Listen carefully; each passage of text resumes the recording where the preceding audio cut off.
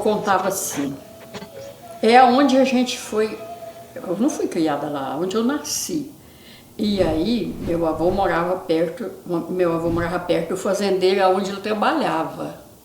E ele ia lá para aquela casa trabalhar, ele era o carreiro da fazenda. E o meu pai morava lá na fazenda. Ele tinha só 12 anos.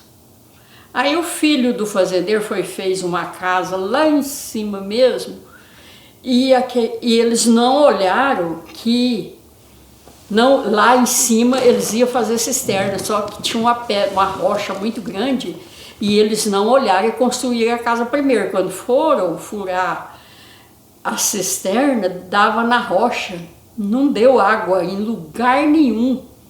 Aí o que meu pai fez? Tinha uma mulinha lá, que era desse trabalhar, ele ensinou a mulinha, desceu, ele disse que tinha uma rampa grandona assim, ele cavou aquela rampa, ensinou a mulinha a descer.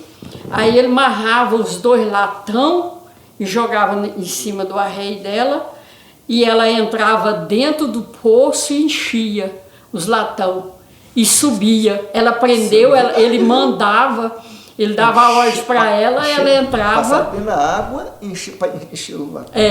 Ele falava com ela. Ela descia, entrava no poço, enchia as vasilhas, subia para pôr água para os porcos, para o gado e para cuidar da casa.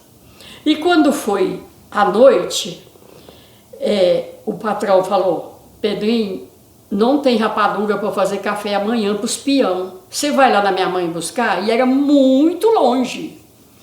E ele falou: eu vou, mas eu vou no seu cavalo. O meu não, porque o cavalo meu é muito lerdo. Não, pode ir no meu cavalo. Ele disse que tinha um cavalão preto muito bom.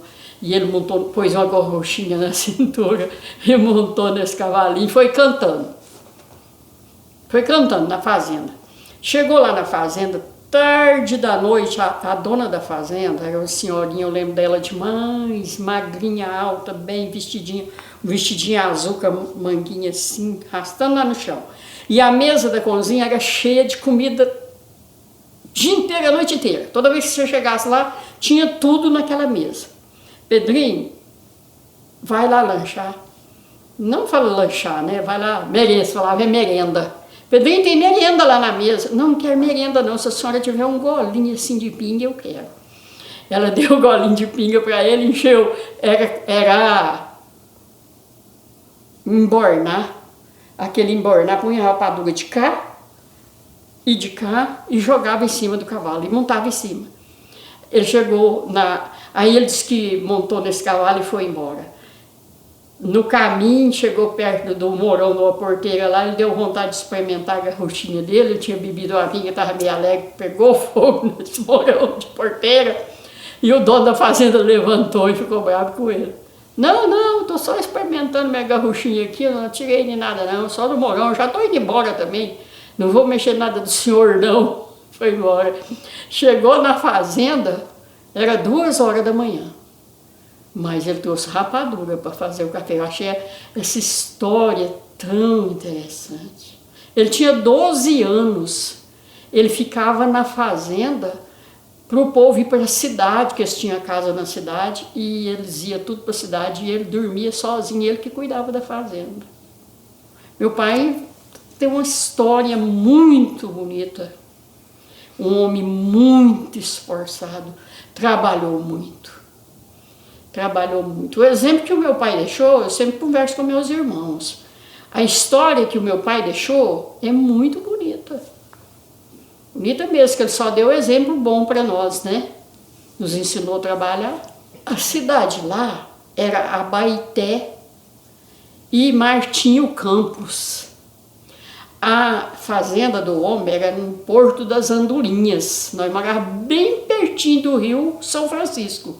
Mas o Rio São Francisco naquela época era enorme, era uma água assustadora, porque eu era muito menina. Um dia meu pai foi na cidade e me levou. Eu era muito pequenininha e eu garrei naquela madeira da balsa com medo, Zé Divino.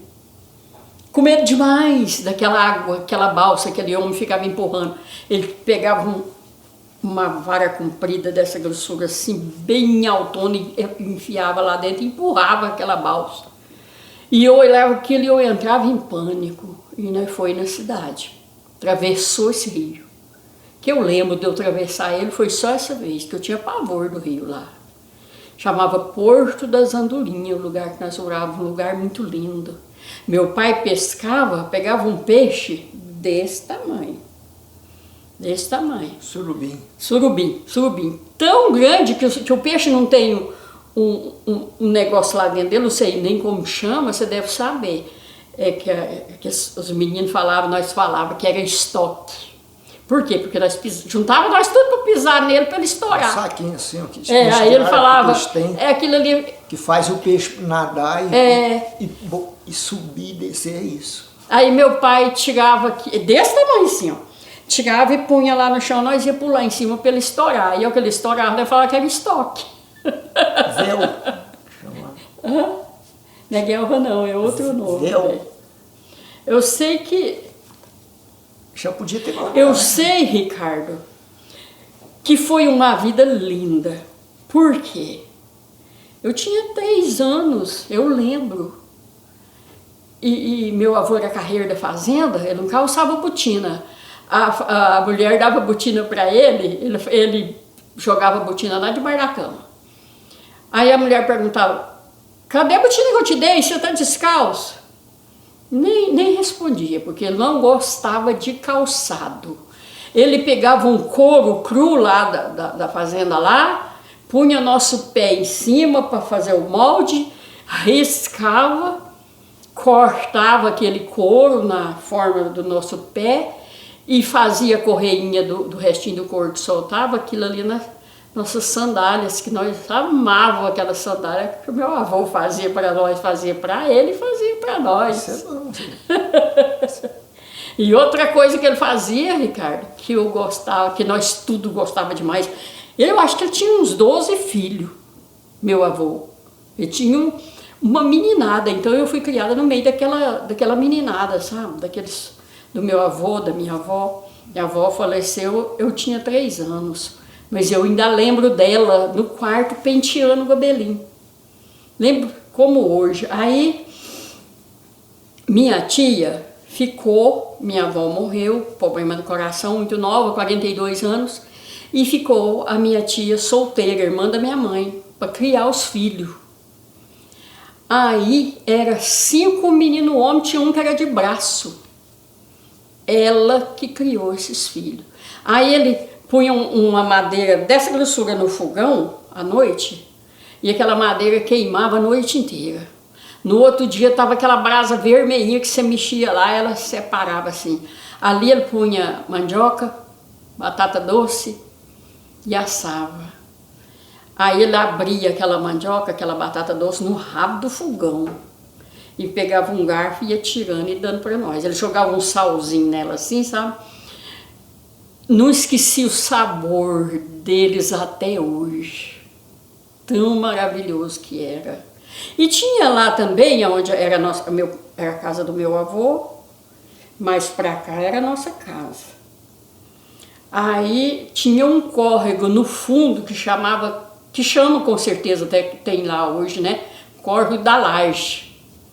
Muita água, Ricardo, muita água mesmo. Aquela água não é água suja, não. Aquela água meia verde, em cima de umas pedras, aquelas pedronas assim, que a água ia caindo assim. Aí minha mãe ia lavar roupa lá, e eu ia junto. Aí minha mãe estendia aquelas roupas ali naquela pedra e punha uma vara de espera para poder pegar peixe para o almoço. Pegava... Como que chama, adivinha, aquele peixe? Comprido assim? Bagre. Pegava 4, 5 bagre. Toda vez que ela puxava a vara, tinha um peixe. Aí nós ia para dentro para fazer almoço, com a roupa tudo lavada, né? E levava os peixes para o almoço.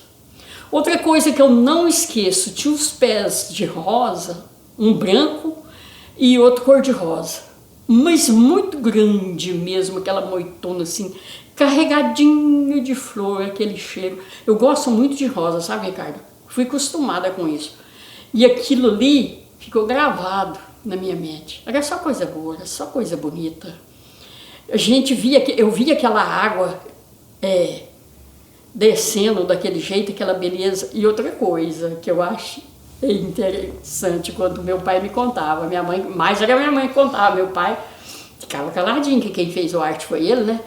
Foram num lugar passear, na casa de um parente, atravessaram o rio, o Corvo, na Pinguela, era Pinguela. Aí deu uma chuva antes deles voltar, e aí na hora que eles foram voltar, não vem aquela cabeça d'água, aí ela não queria atravessar porque estava com medo, ela disse que estava com um caldeirãozinho no braço e uma sombrinha na mão. E aí ele, pode vir, não tem perigo não. E ela subiu na pingueira, tem aquele corrimão, né? E segurando no corrimão. E a cabeça d'água veio e levou os dois. Rodar todos os dois. Ela disse que o caldeirãozinho mais sombria dela, que ela nunca mais viu. E o meu pai conseguiu tirar ela da água. Não morrer nenhum dos dois. Meu pai era meio estrangulado com as coisas, sabe? Um dia ele falou assim pra minha mãe, tinha 2 pombos lá na casa que ele não queria eles lá não. Aí ele falou pra minha mãe, eu vou pôr esses passarinhos aqui juntinho e eu vou matar eles com um tiro só. Isso faz muitos anos, não é crime mais, que meu pai nem vive mais, né? E aí ela foi lá e ficou segurando os passarinhos e ele atirou com aquela espingarda de 2 canos que ela ficou surda muitos dias. Um tiro só matou os 2 passarinhos. Aí eu falava, pai, mas o senhor não tinha um pingo de juízo, agora o senhor quer danar com nós, não tem juízo? Mas o senhor também não tinha, ué. Então são histórias bonitas, Ricardo, da vida da gente. 7 anos eu vim embora para Goiás. Aí, o meu pai tinha uma paixão para vir para Goiás. Eu achei interessante que eu estava assistindo um programa da televisão outro dia, o cara falou assim, brincadeira dele, ele até falou, tô brincando, mas tudo que o mineiro gosta é de ser goiano. Ele falou. E a gente veio naquela época, minha mãe tinha 4 filhos, tinha um dos filhos da minha mãe que tinha só 10 dias de nascido. Nós viemos num pau de arara, um caminhão, veio 3 famílias atrás naquele caminhão. Eu não sei se foi 5 dias de viagem, se foi 7 naquela época. Mas sabe o que era bom naquela viagem? As paçocas. Fizeram paçoca de carne de vaca, Zé Divino, com as latinhas tampadinhas assim. Fizeram paçoca de amendoim, encheu a latinha. Aí, e cada um tinha seu lanche, sabe, naquela viagem. 3 famílias. Quando nós chegamos em Goiás, nossa, essa história para mim é a coisa mais linda. Nós chegamos ali no entroncamento da Taquaral e o caminhão parou para a gente descer, estava escurecendo. E minha mãe com o nenenzinho novo na mão. Aí o dono lá falou assim, seu Tomás Vilas Boas. Não tem importância eu falar o nome dele, porque ele era um homem de bem. Seu Tomás Vilas Boas falou assim para minha mãe, a senhora, nós dormimos no alpendre da casa do homem, que ele tinha uma vendinha assim, e a casa assim onde ele morava, e aí a gente dormiu no alpendre. Ele veio e falou assim para minha mãe, senhora quer dar banho nas crianças? Tem lá ainda, hã? Ainda tem lá ainda aquele armazém. Tem água, tem a casa lá até hoje. A senhora quer dar banho nas crianças? Tem água quentinha lá no fogão. Minha senhora já dormiu, mas a senhora pode vir aqui comigo e eu rumo para a senhora só dar banho nas crianças, se a senhora quiser tomar banho também. Aí minha mãe deu banho nas crianças, nós dormimos ali. Para mim era tudo novo, muito bom, muito bonito, mas a minha mãe triste, porque ela não queria ter deixado a terra dela, né? No outro dia nós levantamos, aí nós ia para a casa do nosso tio, e nós pegamos uma estrada muito grande ali, no entroncamento da Taquaral, e fomos para o lado, assim, andando numa estrada bem larga, ainda onde a gente foi acabar, meu pai acabou de criar os filhos dele nessa fazenda, nós fomos para Lagoa Formosa, e chegamos na casa do meu tio. E dali, aqui em Goiás, a gente começou tudo de novo. Meu pai muito trabalhador, as terras muito boas. fartura demais, que até hoje quando eu passo de ônibus lá, eu olho lá para cima, eu lembro que a gente buscava tanta manga, tanta lima, tanta laranja, angá. Angá juntava 2 homens, punha os angá num pau assim, que eles falam, não sei se é banguê que eles falam, punha no ombro de um, no ombro do outro, chegava lá, punha lá num combozinho, uma dispensa lá, tudo pendurado lá, nós chupava angá a semana inteira. Tinha tudo quanto era fartura que você pensasse, mas o meu pai, muito trabalhador, e aqui ele prosperou. Tanto é que ele faleceu, e a minha mãe também, mas ele deixou herança para a gente, para mim, mas os meus irmãos, que hoje nós temos recurso para viver melhor, para tratar da saúde, com o recurso que o meu pai tirou. Teve pessoa que falou que o meu pai era agiota. Não, meu pai nunca foi agiota. Meu pai era trabalhador, controlado. Graças a Deus, eu só tenho história boa para contar, Ricardo.